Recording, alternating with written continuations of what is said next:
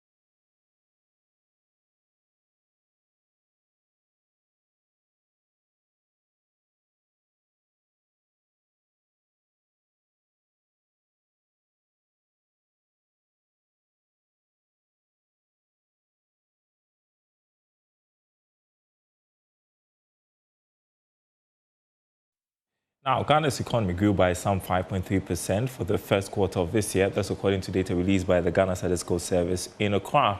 The growth rate recorded for the first 3 months of the year is far higher than the little over 4% posted in the same period in 2024.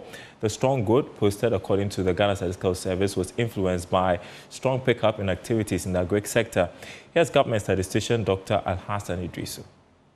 Nominal GDP for 2025 quarter one was 375.2 billion Ghana cedis. And this increased from the 2024 quarter one nominal GDP of 290.7 billion Ghana cedis. Non-oil nominal GDP, which is nominal GDP excluding oil and gas, was 364.3 billion Ghana cedis, up from 278.3 billion Ghana cedis in 2024 of quarter one. Real GDP for 2025 quarter one, like I said, this will be the GDP after we have taken the effect of inflation away. And that was 53.5 billion Ghana cedis. And this increased from the 2024 quarter one real GDP of 50.8 billion Ghana cedis. I must say that the 2025 quarter one real GDP represents a growth rate of 5.3%, up from 4.9% in the same period in 2024, despite the ongoing trade wars and the global uncertainty. So in simple language, the real GDP for quarter one of 2025 grew by 5.3%. If you strip off oil, non-oil real GDP for quarter one 2025 was 51.4 billion, up from 48.2 billion. And in terms of its growth rates, it grew by 6.8% for the first quarter of 2025. Our head of finance at Merban Capital, Nelson Kujo-Kwabeji, joins me on Zoom to react to these latest estimates. Good afternoon to you. So, I mean, what does 5.3% growth in Q1 signal in terms of our economic trajectory for the rest of this year? Yeah, thank you very much, Darryl, for having me, and good afternoon. Well, the 5.3 real GDP growth rate clearly signals that the economy is actually responding to the gains that we have made as a country. You realize that inflation has moderated to 18.4%. We currently have a stable exchange rate within the system. We also have a strong reserve, which is supporting the economy. Government-owned fiscal consolidation measures are also working. So clearly, the growth rate of 5.3% just tells us that the economy is actually responding positively to the gains that we have made. The IMF actually projected the Ghana's economy to grow by 4.4% by end of year. The government-owned budgeted, or targeted growth rate is also 4.0% by end of year. And so the Q1 or the first quarter real GDP growth rate of 5.3% far outweigh what the target is for the end of year. So I think generally the economy is responding positively to the gains that we have made, and that has actually translated into the 5.3% GDP growth rate. Yeah, and we've seen a remarkable rebound in the Greek sector. The statistical service attributing much of the growth to a pickup in activities in that sector. How sustainable is this in the medium to long term? Please come again. So I was asking how sustainable this comeback is for the Greek sector in the medium to long term. All right. Well, I think going forward, if you look at government-owned position regarding the Greek sector, they have made an...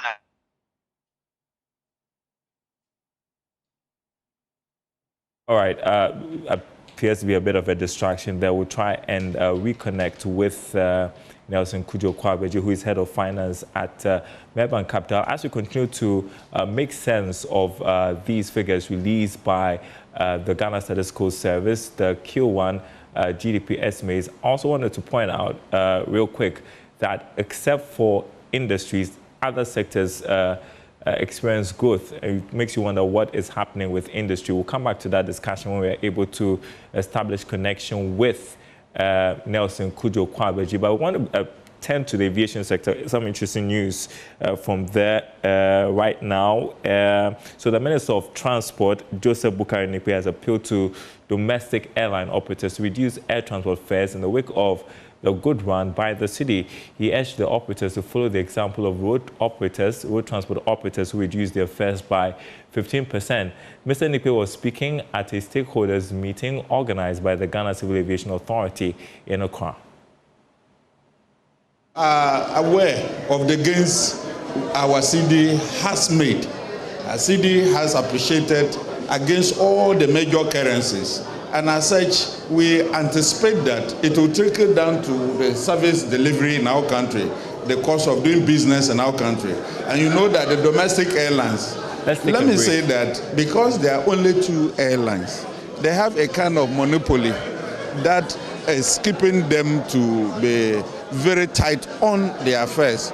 But this breakfast meeting is one that we use to appeal to them to consider what the road transport sector did by reviewing their prices downwards to 15% and urging them to take a cue from that and also do a reduction in their fares.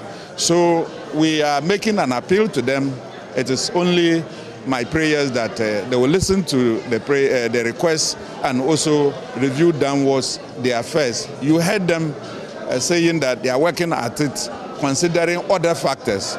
We are very hopeful that very soon they would have ended their deliberations and would have seen some fare reductions. All right, so, let's head back to our conversation with Nelson Kudjo-Kwabeji, head of finance at Maybank Capital, on the latest GDP estimates for Q1, where we have seen the economy grow by 5.3%. And we were indicating, Nelson, just before that distraction, that a Greek saw a rebound, and we're trying to make sense of that, plus how sustainable it is in the medium to long term. Thank you very much. Well, as I did indicate, government has made 1.5 billion Ghana cedis, allocation in the budget towards the Agri for Economic Transformation program. And if this program is well implemented, I think it will impact positively on the agricultural sector. The only challenge that we have as a country is that every year and then, we have good policies, but the implementation has always been the problem. If you read the document or the policy document, following the Agri for Economic Transformation program, government actually intend to use agriculture as the accelerator to boost economic growth and development. The only issue is that the program must be well intended, the program must be specific, and the program must be well targeted so that the results can be real. And so if this program is well implemented, we expect the contribution of agri towards the overall GDP to be enhanced getting to the end of the year. All right, so a great green tech, services green tech, but not for industry. Industry didn't see much of good, and I think that should be pretty worrying. How do you read into this? Well, you also realize that as at the end, from January, February, March, the Cedi was still trading above 15 Ghana cedis. In fact, as at the end of 31st March, the cumulative depreciation of the Cedi was at 5.3%. That might have contributed in one way or the other towards the sluggish growth of the industry sector. Mm-hmm. Then again, lending rates are still high. The monetary policy rate is at 28%, and that normally influences lending rate. And so businesses are not able to go to the banks to go in for cheap funds. I mean, cost of capital is still high in Ghana, and I think this might have contributed towards the sluggish growth within the industry sector. However, going forward, looking at the trends that we have witnessed so far, we expect, lending rates to moderate, a bit in order for businesses to have cheaper source of funds to expand their operation. And that may finally culminate into, the manufacturing sector, the industry sector contributing buoyantly towards the overall GDP growth rate. I mean, interesting that you point that out, because I was going to ask you how this level of growth we have seen in the first quarter could impact the central bank's monetary policies when it comes to interest rates and inflation as well. Yes, so now that the economy is picking up, it will be prudent for Bank of Ghana to relook at their monetary policy rates. The 28%, I think, has achieved its intended objective. Inflation is moderating. Bank of Ghana has absorbed so much liquidity from the system. And I think this is the time for the government to move away from the contractionary fiscal policy towards a more expansionary fiscal policy by allowing businesses to go to the banks, borrow money to expand their operations. And so I expect monetary policy rates to be re-looked at during the next the MPC meeting of Bank of Ghana.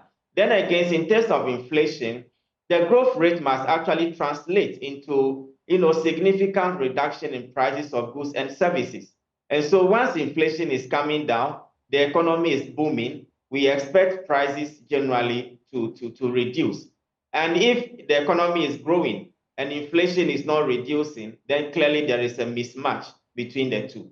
So I expect, the growth rate that we have witnessed for the first quarter to actually influence the general level of prices and goods within the country. We have just some 30 seconds. I mean, based on this data presented by the Ghana Statistical Service, what investment opportunities are there? Well, Ghana's economy is generally growing. The government has demonstrated beyond reasonable doubt that they are in control of the economy. So I think this is the time for offshore investors to traffic some of their capital into the Ghanaian economy. All right, thank you so much, Nelson Kujo Kwagbeji, Head of Finance at Melbourne Capital. Great you could come back, just like Agri came back on the Q1 estimates released by the Ghana Statistical Service. We're taking a short break. When we come back, data pricing, we're talking tech with lead for Eyes of Africa, Henry Kobler.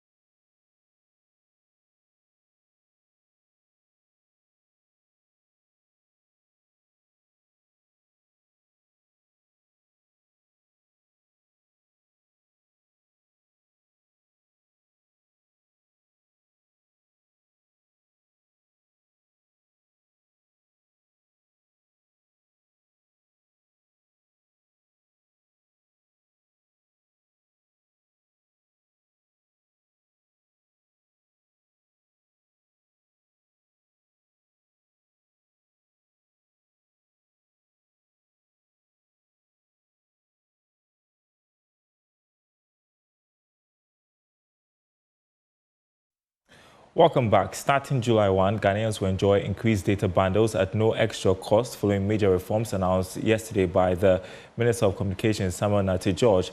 The minister revealed that discussions with the country's three leading mobile network operators, MTN Ghana, Telecel and Airtel Tigo, had led to an agreement to boost data bundle values by 10 to 15% without any changes in pricing.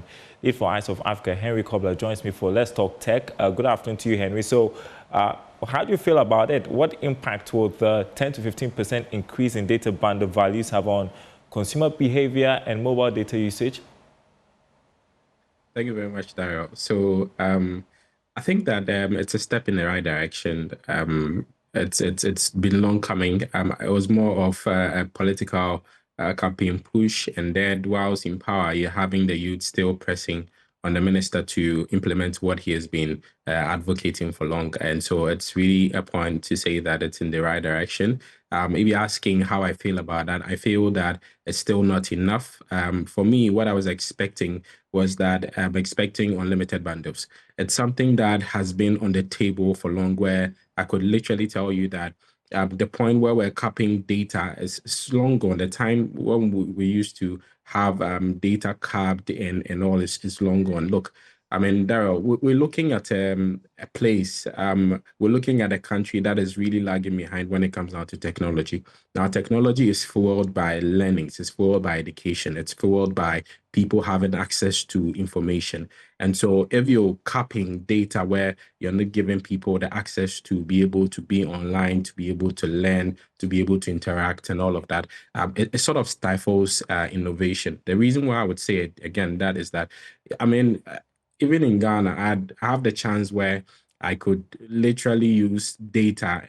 For my office, it's capped in every month, and so I sort of have to pay every month. But on another network where I'm having a turbonet, I really get to buy a large amount of data, but I could really spread it within 3 months, and then I get to use it at a time where I want without having to be under fear of having to spend so much on data every single month. And so for me, I'm looking at a more of a conversation that would come on the table where we're looking at unlimited data in our homes, in our offices, in restaurants. I mean, I could literally tell you that whenever I'm in Europe, my productivity level on mobile applications almost spikes almost about 90%. Why? Because I'm always on my mobile phone. I'm trying to organize myself with my applications on my phone. I'm trying to use mobile applications in terms of finances. I'm using to, I mean, I get to use a lot of applications at a time, transportation.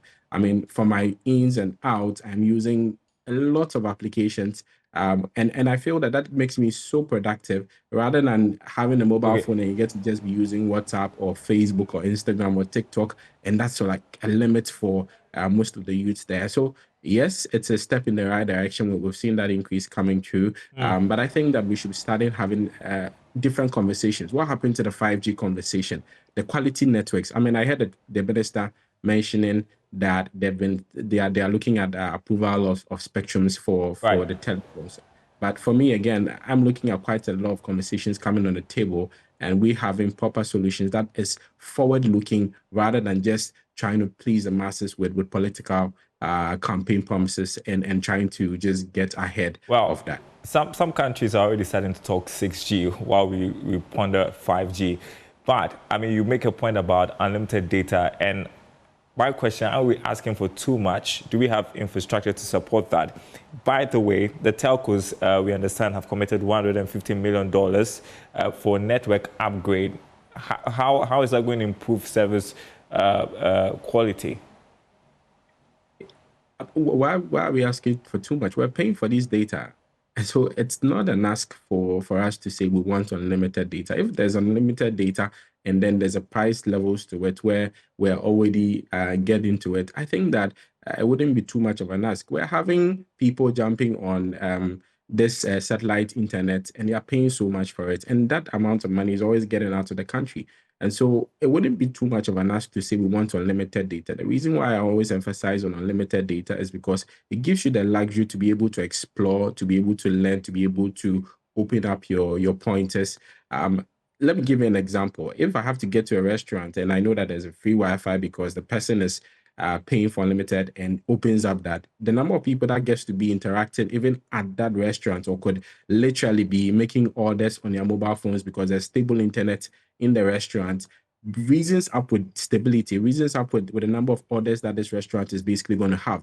And so it's in itself not just about the usage of the data. It's more about how internet impacts the lives of the people without having to always think of whether we're capped or not, our data is done or not.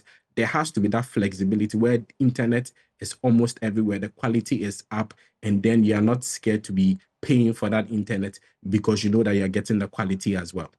Well, I was just wondering if a boost in bundle values would necessarily mean that we are going to get quality connection. But my final question has to do with data billing integrity, because that also came up during that press conference held by the communications minister. They want to enforce that. How easy would that be? We have just a minute. I think that it's possible if we have the infrastructure and the expertise doing a lot more monitoring on the quality of the data that would be there, and then the integrity of the data sort of that is pushed. I think there has been a rhetoric where when this conversation comes up, a lot of people are mentioning that, okay, check your mobile applications and see which one is taking so much. But I've been on that edge where I've used data. I've been on that point where I can move data from, say, my phone, broadband onto my mobile application, my mobile phone, and I can't even use the data that is on there. So what's the point? We need to run, Henry. Exactly. All right. Thank you so much, Henry Kobler, lead for Eyes of Africa. Appreciate your time on the marketplace. More news on our website, myjoyonline.com/business. My name is Darryl Kwao. Thanks for watching.